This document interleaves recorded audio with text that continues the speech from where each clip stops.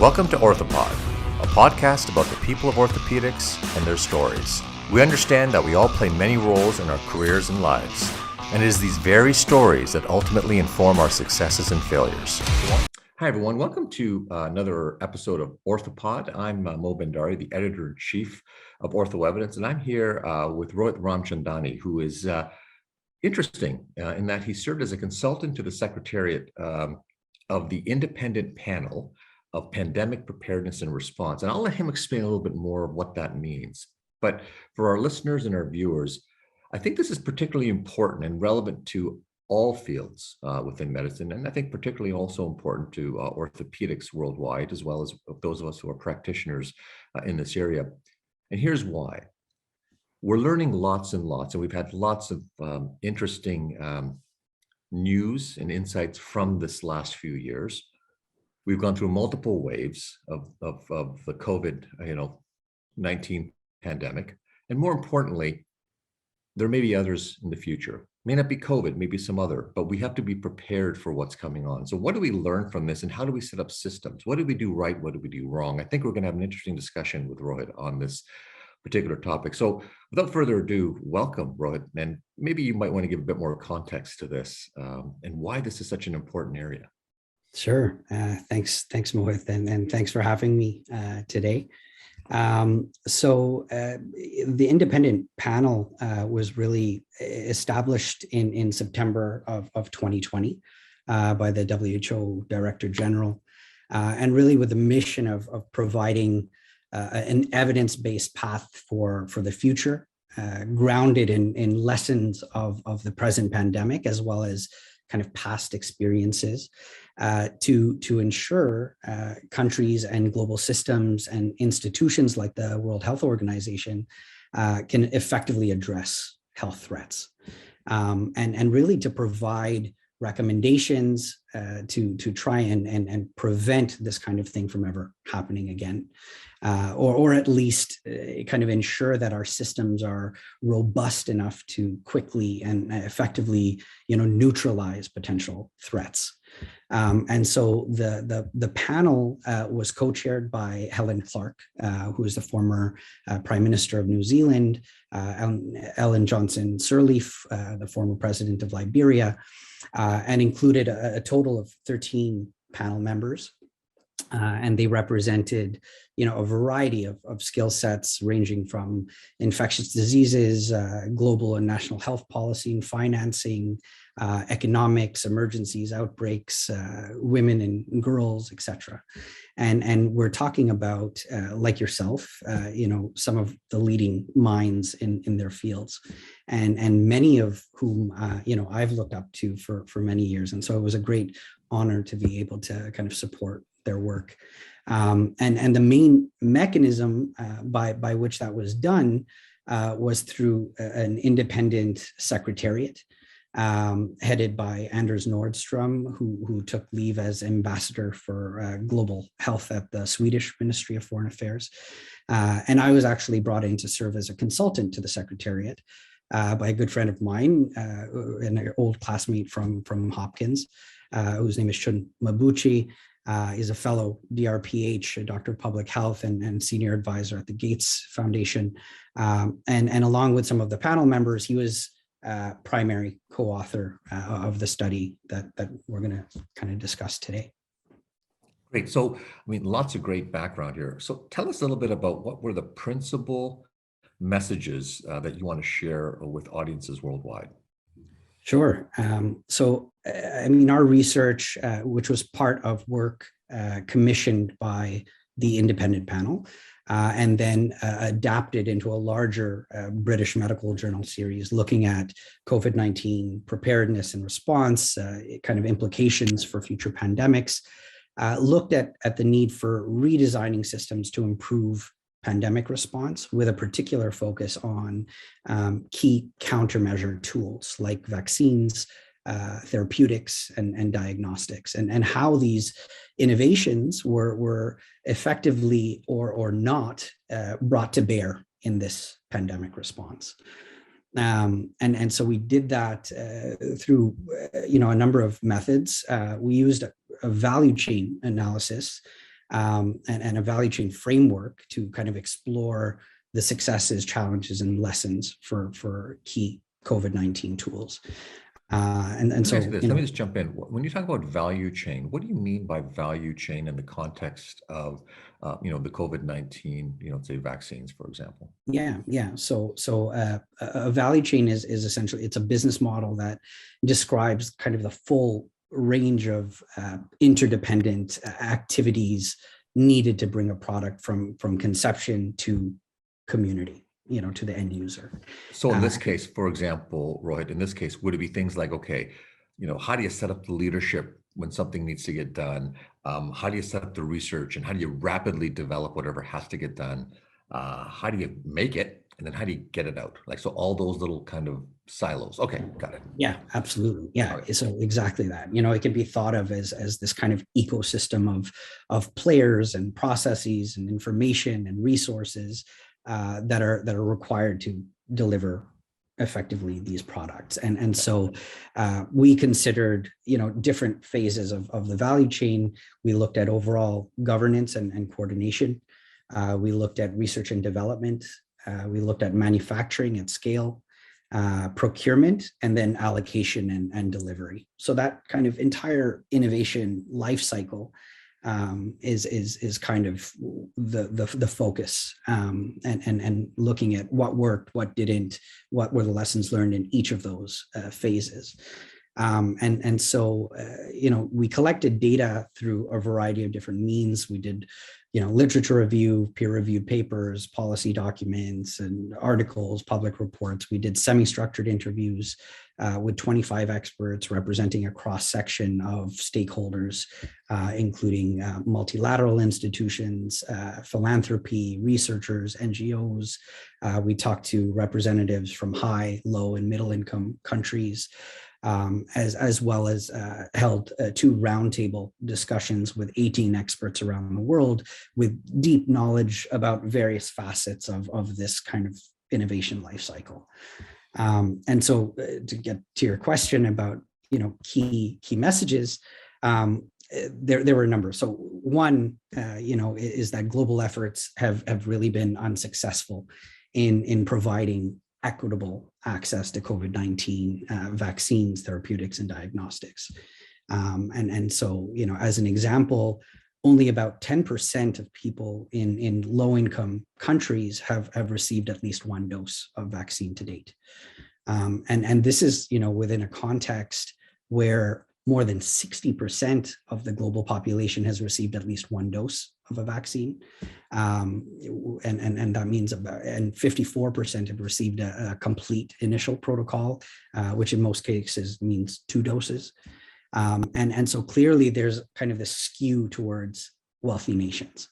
Right. And there's kind of widespread consensus that these inequities in access to vaccines are creating the perfect conditions for generating new variants of concern.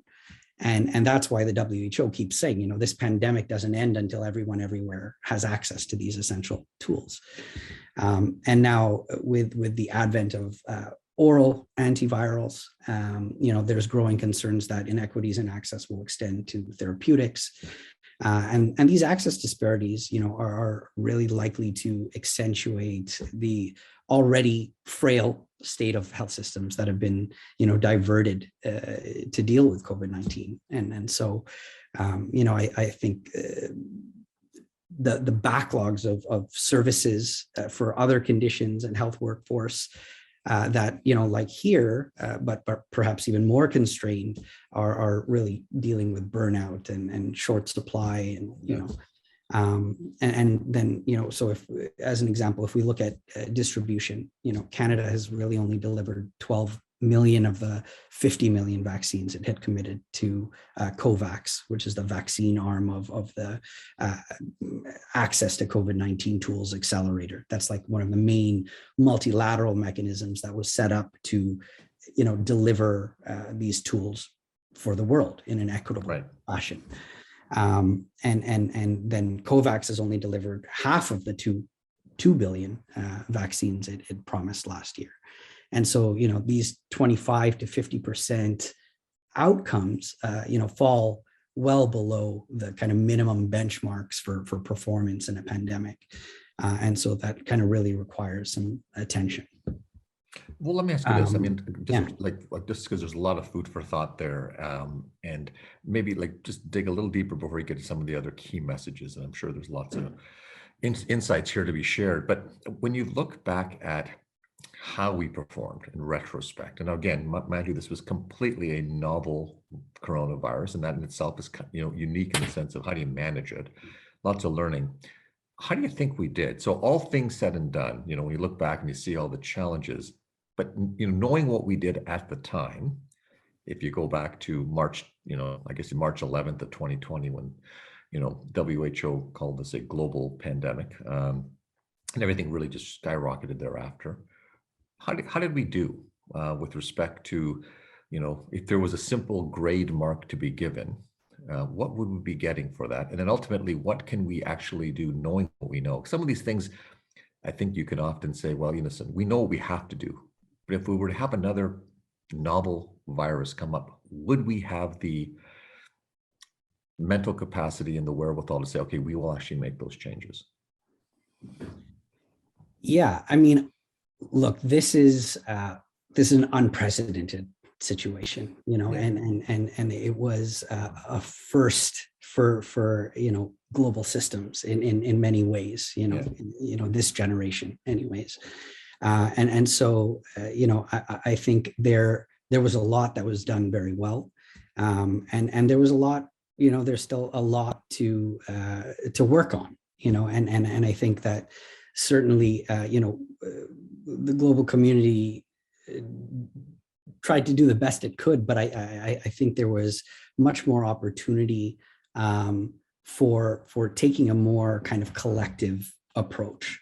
And so, one of the other kind of core findings or key messages is that, a core underlying issue, has been a lack of a shared vision that these essential public health tools should be considered a global health commons. And this is the idea that these tools be available for all countries to ensure collective protection. Right. And you're using the word tools in the context of, let's say, therapeutics. Okay, these three kind of classes of yes. interventions. So vaccines, diagnostics, therapeutics. Yeah. Okay. And so it kind of builds on the concept of a commons as a managed public pool resource of certain goods and services, right, that are valuable but in constrained supply, and that there's a need for intervention to ensure equitable public health access, and in this way it kind of recenters public health solidarity over corporate interests. Right. So in some way, if you're looking at a report card based on global access, one might say, some places in the world received an A minus, maybe an A+, I doubt it, but in the A's. And there are some that really should be getting an F in terms of the way things were handled. And it's not necessarily the country of origin, but the way in which the world managed, access to resources. And I can imagine some of the storyline that you're talking about is the massive discrepancy between low middle income countries, which, by the way, have the majority of the world's populations, I know, would seem, but don't have anywhere near the access to the resources that, others do. I think that really becomes, I think most of us are aware of that disparity, but I think it becomes even heightened, much more heightened when we think about something which all of us are in need. The one thing, Rohit, I'll tell you is that I can't remember a time, and maybe you can, but I certainly can, where the whole world at every single human being was feeling roughly the same thing at the same point in time. There was a general sense that we had a global priority, which each and every one of us was aligned. And in that situation, you really do get to see a visual, real-time representation of how resources allocated and where global priorities seem to sit, because you see just who gets what and who doesn't. Yeah, absolutely. And I think one of the challenges was that, without this kind of shared vision globally, and given the urgency with which, decisions had to be made, the usual market-based approach was what was taken. So global corporations developed and sold, proprietary products designed for wealthy countries, leaving the rest of the world kind of reliant on the goodwill of donors and development assistance and charity. And this is, despite substantial public investment before and during the pandemic in research and in organizations like the Coalition for Epidemic Preparedness Innovations, and but the benefits weren't necessarily kind of aligned in that way. And really, like I mentioned before, ACT-A, this is the only multilateral mechanism that was really developed to access these tools and make sure that they were equally distributed. And so, huge kudos to them, but it ended up following a relatively standard market model, and so it's like product development, trials, emergency use authorization, selling to high income countries, and then redistributing to low and middle income countries. And so, that just, it doesn't work, for a global challenge, for a global problem, you need a global solution. And so we ended up taking a more kind of siloed approach at the end of it. And the value chain approach that you utilize certainly has its roots in many other areas as well. And certainly when we think about surgery, and let's go maybe specifically to orthopedic surgery, Rohit, one of the big challenges, obviously there was for sure on what we call the surgical front lines, and for many of our healthcare practitioners, whether they're sports medicine, physio, there's a host of subspecialists who are all really on the front line, who are impacted by healthcare policies and access, and patients were impacted. One big thing that came out and has been an issue has been the surgical backlog, access to actual surgical care, because the pandemic, had restrictions on, the illness itself. When we think about this approach, I presume there's a way to even think about modeling the value chain as it also works out to those that, COVID itself had a series of issues about getting vaccines out, but because of that challenge, there were some major secondary challenges, like the tsunami that we now have of people waiting for surgery.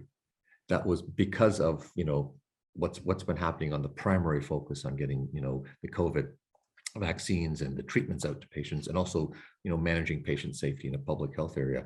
How do we even think through, and should we be also as a community and subspecialties be thinking about how we manage that? How the sort of the consequences that are indirectly related to the primary pandemic itself? Yeah. I agree. Like, there were certainly secondary add-on effects of the pandemic. And that's why I think it's so important to look at these kinds of challenges from a systems perspective and really kind of apply that broader lens to understand what the totality of this whole thing is. You look at the next grand challenge that I will be focusing on is mental health, as an example. And that's been a huge kind of secondary add-on effect of the pandemic, and we've seen increases in depression and anxiety, 27%, 25% as a result. And so like you're noting, the backlog of surgeries, we saw vaccinations, standard regular vaccinations in children drop off in a number of countries. And so, I think applying that broader systems lens becomes really critical, and so the lessons that we learned from this analysis, we did exactly that. So, what were some of the key lessons that we need to apply going forward to improve our systems? So future systems for these kinds of three classes of tools, they really need to be pre-negotiated among countries and manufacturers and international institutions, right? And this pre-negotiated system to accelerate R&D and achieve that kind of equitable access under this kind of global health commons banner is really at the center of what would be a legally binding pandemic framework convention that we kind of propose in this paper. And there are 5 components to this kind of proposed framework, some of which are now being discussed and pursued at the international level. But the first is an end-to-end R&D platform. And that's where research and development is guided by strategy-led portfolio approach, so you can invest in a variety of vaccine or therapeutic candidates and then kind of double down on your best bets as you go based on the evidence that's emerging. Use of target product profiles. When these vaccines were developed, they weren't necessarily done so in a manner that was kind of catered to low-income countries. So the requirement for a cold chain would be one example. So thinking about target product profiles and how we can use those tools to really design for the needs of different contexts. Consideration of access right from the start, so this kind of end-to-end R&D thinking, as well as, understanding country demand. And also, where trials are designed to answer key public health questions rather than designed for speed, where you would have the ability to kind of compare vaccines head to head and use similar endpoints, right? So that kind of apples aren't being compared to oranges, where you'd have systems that kind of vet the quality of research. There were a lot of cases where the media would cover research and give the same weight to an observational study with a sample size of 30 and a RCT with a sample size of 30,000, and the public takes that at face value. We should also have well-distributed regional trial sites with diversity of participants and geographies represented, including high-risk groups. That didn't happen.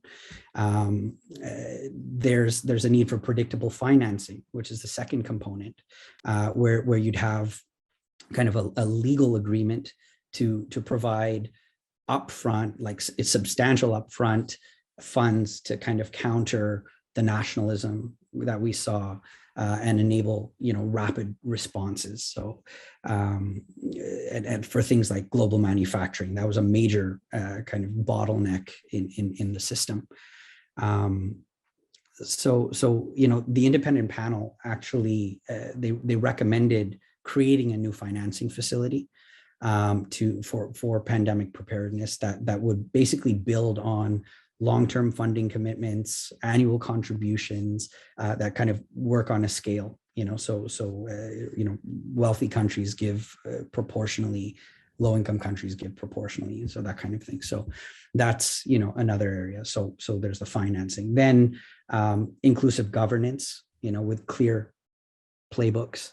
That means greater inclusiveness, transparency, and country consensus, where it's beyond just high income countries and private manufacturers, but particularly low and middle income countries, civil society organizations, countries with relevant manufacturing capacity like India, China, Russia, who really kind of weren't engaged in the same way.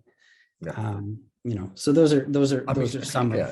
Oh no, this is really great. I mean, I think we can apply this to many areas, and I think this approach is an important one. Where, there's so many things that we do that are just inefficient, and yet we continue to do them even though we know better. And I think having these discussions, I think, is important. And I think having discussions around. I mean, the reality is each and every one of us has been impacted in the last 2 years. And I don't think it's over yet. But the truth is, we're starting to see recovery in a way in which we're starting to see vaccine mandates now changing. Just in Ontario, I just noticed this morning that they've announced that there will be no more vaccine passports in the province of Ontario in Canada as of March 1st, and we're seeing other groups have led much earlier than that. International flights and things are probably going to open up, and we're going to at some point go back to whatever that new normal is. And here's the challenge. When things finally go back, do we forget what we just went through, or do we start preparing for what's coming? And I don't have the answer to that, Rohit, and I'm certainly glad that people like you, much smarter than me, are thinking about these issues and working, globally to help make a change. And I can't thank you enough for spending a bit of time with us on Ortho Evidence, helping our groups think a little bit more about this and what we can be doing, and just being aware that we should be more prepared and we should be thinking about the future. So thank you so much. Thank you very much. Appreciate it.